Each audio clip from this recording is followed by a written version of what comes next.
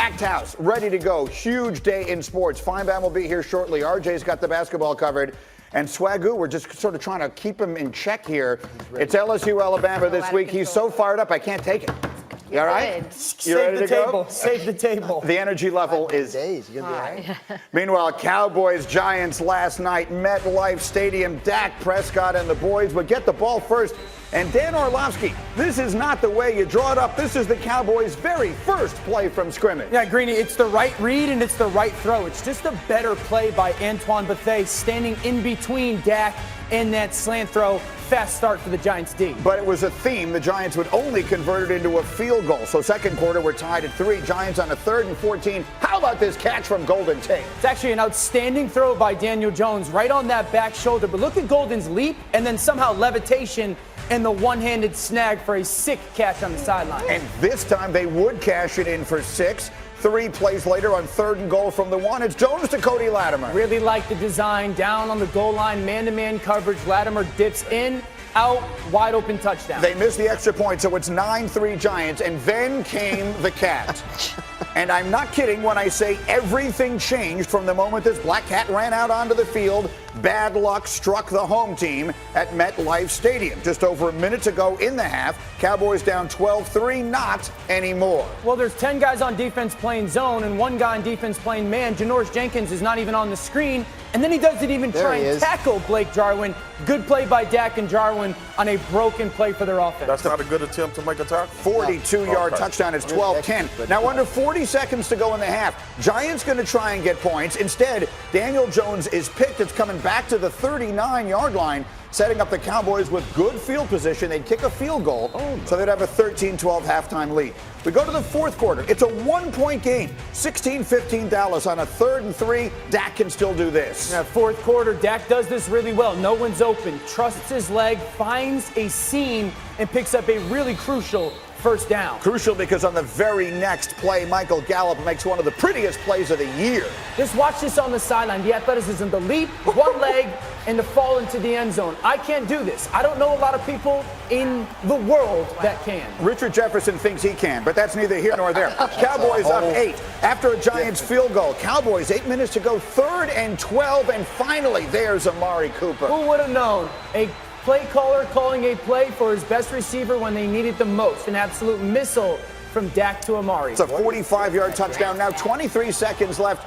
Jones has the ball knocked away. Jordan Lewis is going to scoop and score from 63 yards. So the Cowboys scored 21 points in the fourth quarter. Don't let the final score fool you. 37-18. The Cowboys are winner, but this one was a lot closer than the score would indicate. Let's talk after it's done. If a black cat runs on the damn field on a Monday night football game, a black cat, like, you might want to call it quits, bro. Like, y'all luck is terrible. Things weren't good up to that point, so I mean, it could only get better from there. So I thought about that. I definitely thought about that. I guess we'll start rolling now that the black cats come in bad for the Giants. So who knows? Fun. First time I guess I've seen an animal run on the field that I've been a part of. All right, so look, things did genuinely turn around. I don't know what more to say. I like the full screen we did there. But Dak Prescott doubled his QBR from the first quarter and a half to the post-cat performance last night. And he outscored the Giants by 25. He completed 71% of his passes for the rest of the game. So I don't know how much analysis we need of the significance of the cat running onto the field. But let us ask our resident Cowboy here, Marcus Spears. And on a night where, again, if all you're seeing is the final score, it's not indicative of the way the game really went last night. What did you make of the Cowboys' performance? Well, sloppy. That's number one. I think that's one word you can attach to it. But also, it lended itself to their identity as well, because they got Zeke Elliott going. And when they get Zeke Elliott going, it's a better football team. Everything opens up. And I know it's cliche to say it, and everybody's been talking about it for such a long time. But Ezekiel Elliott, when he's rolling and this offensive line is having their way, because we talk about how bad the Giants defense is, we talked about it all season long, they dominated from a physicality standpoint. And that's who the Cowboys is, and that's who they're going to have to be to have success. What were you thinking watching the game? Well, I think, you see the things that the Cowboys want to do well, and you look at the addition of Michael Bennett, who's a trade deadline acquisition during their bye week. you now have a team that can get pressure with his front four. And when you talk to people there, one of the concerns over the past few weeks is where's the pass rush been? It hasn't been consistent. DeMarcus Lawrence, obviously a monster. He was much more the bad luck for the Giants than the Cat was last night because he dominated. But the addition of Bennett as an interior pass rusher on those passing downs was the reason they went and got him. Obviously, the price was good, but they really felt like that was a bit of an underrated pickup for them that's going to pay dividends down the stretch. All this is just another win against a bad football team. It is. And it was done in an unconvincing fashion. I mean, you mentioned the run game. The run game kept them in until Dak made a throw in the fourth quarter when they needed it. But if the Giants are better in the red zone on offense, this is a 21-3 football game. Luckily, their run game was so good that the Giants were only getting field goals, and Zeke was able to keep this offense at least moving a little bit to get their own field goals. And then, like I had mentioned, Dak makes a throw on third down when they need it, and credit him for that. But that's an unconvincing win against a bad football team. Hey, man, take all that bass out your voice when you talk about the Cowboys like that. I got a lot of bass Fired in your voice. tell the truth up here about it. I'm telling you right now, Swagoo is when Wentz. It's What'd you Bama. say? When Wentz do it, I want the same energy, okay? Well, so the point he's trying to make here, in intimidating fashion, is that for you and for much of the NFL, every week is a referendum on just how good Dak Prescott is. Yeah. How good was he last night? He was good when they needed him to be. Until then, he was average, which until the Black Cat came, he was playing bad football. But I will credit him. In the fourth quarter, on third down, when they need a run, he makes it. This is the touchdown pass to on the sideline. To Gallup. Michael Gallup, the great play by Gallup. And then this ball to Amari. Listen, it's the throw when it's needed, but there's a lot of that's a pretty elementary football pass right there. I mean, that is. He was open, right? Then Dan, how does that lend itself to what's facing the Cowboys? Because they are facing a gauntlet. Take a quick look at their schedule right now, and in terms of the NFC East pecking order, because I believe you had the Eagles over there. Here's their upcoming schedule: Vikings, Lions, Patriots, and even the Bills in terms of their defense. Where do you have them at? And this is why it matters: Vikings, Patriots, Bills, and Bears all have top 10 defenses. Sure.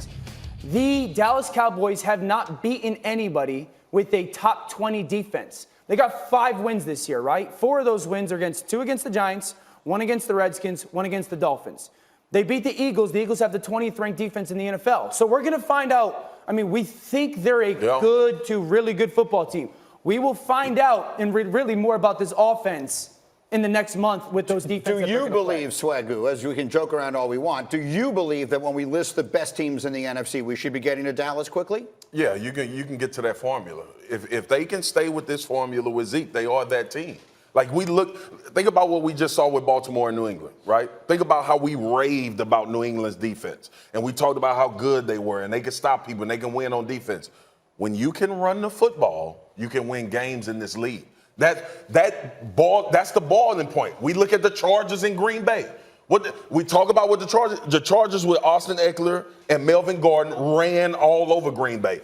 Dallas has that formula, and they kind of was one of the forefront at doing that. We'll talk more about the Cowboys as we go. How about the team they beat last night? It was another rough outing for the rookie quarterback Daniel Jones, struggling to protect the ball, fumbled the ball twice, threw a pick. Finishes 26 of 41, 210 yards, a touchdown, and 3 turnovers. He's now tied with Jameis Winston for the league lead with 16 turnovers, and Pat Shurmur clearly has some concerns. Don't fumble it. Yeah, just hold it tighter, right? I mean, the decision to scramble to get the first down was the right thing.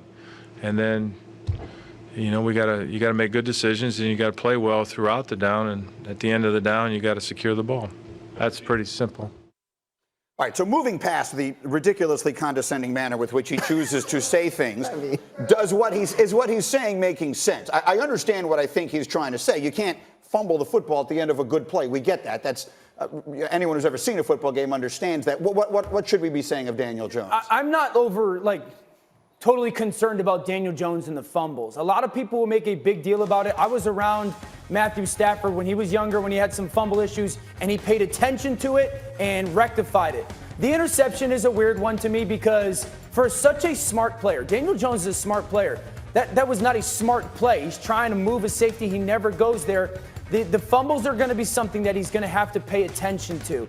The bigger thing for me in Daniel Jones's play really since those first 2 games, the Buccaneers and Washington, The biggest issue is when under pressure, he's struggling right now. He's not seeing things, the ball's not coming out, and it's leading to turnovers. He's actually getting sacked more than he's getting completions under pressure. But the fumbles, those are something that you can control as a player. Graziano, has any of the Giants' optimism/confidence in him wavered at all through what's been an up and down stretch? They're concerned about the turnovers. They need to get it fixed. But no, they've seen enough good stuff. And when they put him in, they knew it was going to be up and down. It's a rookie quarterback. No matter how high you're picked, you're a rookie quarterback. There's going to be highs and lows. So they've committed to this rebuilding process. They're at bottom right now. No team in the league has lost more games than the Giants have the last 3 seasons. So they know who they are, and they're starting from this place. And if he's going to make mistakes and learn on the fly, it's going to look ugly, but they're going to be okay with that. But the point is, too, with the highs and the lows, eventually, because right now the lows outweigh the highs for him,